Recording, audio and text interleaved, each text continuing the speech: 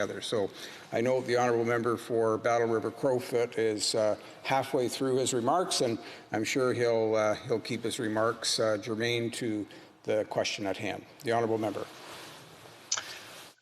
Absolutely, Mr. Speaker, and I would simply say that, yes, I did preface some of these examples with saying that this debate tonight is not without context. The larger context of what has been 6 years of failure, contempt for Canada's democratic principles. And Mr. Speaker, I do because I know there is also other important business that the House has to get to, and I will simply bring my speech to a conclusion, as I know I've articulated a number of concerns, and as have other members from all parties, especially the opposition parties, I think articulated very, very well some of the real concerns that our nation is facing, our democratic infrastructure is facing. Mr. Speaker, this motion strikes to the heart of what Canadian democracy is about. I would suggest, and I would call upon all members elected to this esteemed chamber to take seriously the need to support it in order to steward that democracy that we all have the responsibility to do, in order to ensure that our democratic institutions are protected, not only for today, not only become a footnote, and that they don't simply become a footnote in history, yet that the supremacy of Parliament and all that that means is ensured for us today, for us tomorrow, and future generations of Canadians. So, Mr. Speaker, I look forward to questions on this from all members. Thank you so much for this opportunity. Questions and comments. The honourable member for Skeena Bulkley Valley. Thank you, Mr. Speaker, and I thank the member for Battle River Crowfoot for his remarks. It's easy to remember the name of his riding because it's on the wall behind him, which is a nifty innovation. I note that right now there are various cabinet ministers and MPs from the government characterizing tonight's debate as a filibuster of the government's budget. And given the gravity of the issues that we're dealing with this evening, this motion is essentially a motion of contempt of Parliament, finding the government in contempt. I wonder if the member could comment on whether the characterization of this as a filibuster bodes well for the government respecting Parliament in the future. The honourable member for Battle River Crowfoot. Thank you very much, Mr. Speaker. And I think the member touches on an important issue. And I've noted over question period the last number of weeks and throughout really the Liberals' histories, whenever something starts, not going their way, they simply pivot and blame everybody else. And then they yell and scream at the top of their lungs, say and concoct, manufacture, fabricate in many cases a story that has little resemblance to the truth. And that's what we see here today. There are members that have stood up and said that this is somehow delaying things that could have been passed months ago. Well, simply I would say Parliament didn't have to be adjourned for so many months, especially when other democratic countries figured out a way to make their parliament work. In fact, provinces in this country figured out a way to make their legislatures work in the midst of the pandemic. And I see members of the Liberal Party shaking their heads, and they must not like the democratic accountability aspect of what parliamentarians are calling for and demand and what Canadians need. So, Mr. Speaker, there's a lot more that I could go on this, but absolutely it is a national shame that the Liberals would suggest that this is somehow a filibuster when it touches at the very heart of what Canadian democracy is. And we'll continue with questions and comments. The honourable member for Sherwood Park, Fort Saskatchewan. Well, thank you, Mr. Speaker. I've really enjoyed listening to the debate tonight, the intervention from the member for Battle River Crowfoot, as well as many thoughtful interventions from many different members from all of the opposition parties. Mr. Speaker, there is a simple solution to government for government members who didn't want this privileged debate to happen.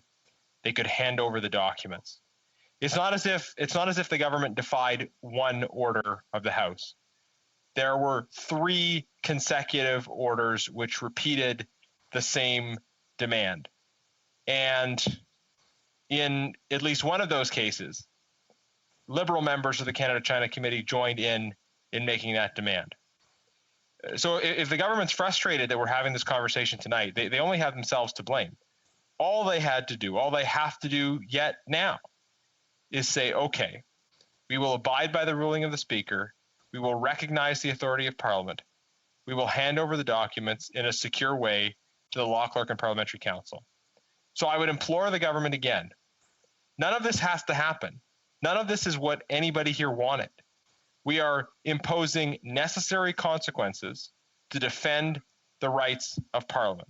All the government has to do is hand over the documents. And if they refuse to hand over the documents, the real question is, what are they hiding? What is so important to hide that they've brought us to this point? The honourable member for Battle River Crowfoot. Thank you very much, Mr. Speaker. And it's absolutely true. We wouldn't be here today if this Liberal government had a shred of respect for Canada's democratic institutions.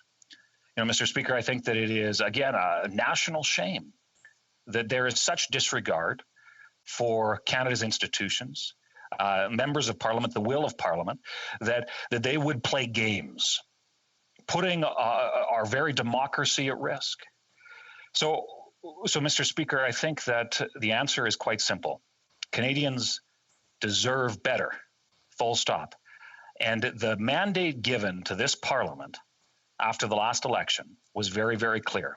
A majority of this House was not Liberals. And we have, as members of Parliament, as a Parliament as a whole, the ability to make decisions accordingly. Now, our traditions and history have shown that there is a Liberal minority government, and the Prime Minister as leader of the executive, and that's fair and that's fine. But the majority of this House are opposition parties, and we see a tremendous amount of unity. Questions and comments? The honourable member for Kingston and the Islands. Thank you, Mr. Speaker.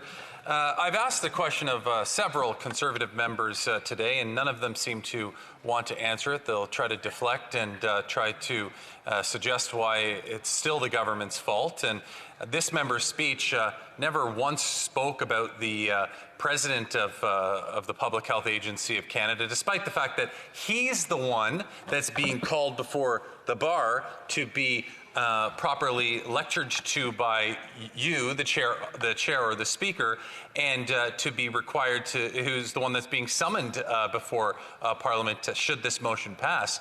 So can the member explain to the House why it is that he focused his entire speech on talking about the failings of the government with respect to this, yet the motion that is before the House right now does not reference calling the government, the Prime Minister, the Minister of Health, any government official or cabinet member before the bar? Can he explain to us why the motion has been crafted in such a way as to not hold those accountable that every single Conservative speech today has said is accountable? Member for Battle River Crowfoot. Thank you very much, Mr. Speaker. And I do find it very unfortunate that that member obviously didn't listen to my speech. And I would encourage him to simply go back and listen, read carefully or watch the video of what I said. Because I think he would find that he's become so blind by partisanship and the inability to respect the institutions of Parliament that they are willing to turn a blind eye to actions of contempt. And Mr. Speaker, when it comes to protecting and stewarding the democratic principles of this country, every member of Parliament needs to take that incredibly serious. And the fact that Liberals, and that member in particular many times this evening, have dismissed that with such utter disregard that it speaks to the attitude that obviously comes from the top of an admiration for a basic dictatorship that would bring democracy down in this country. And Mr. Speaker, it is, like I've said a number of times, a national shame that it's come to this point in our country. Thank you.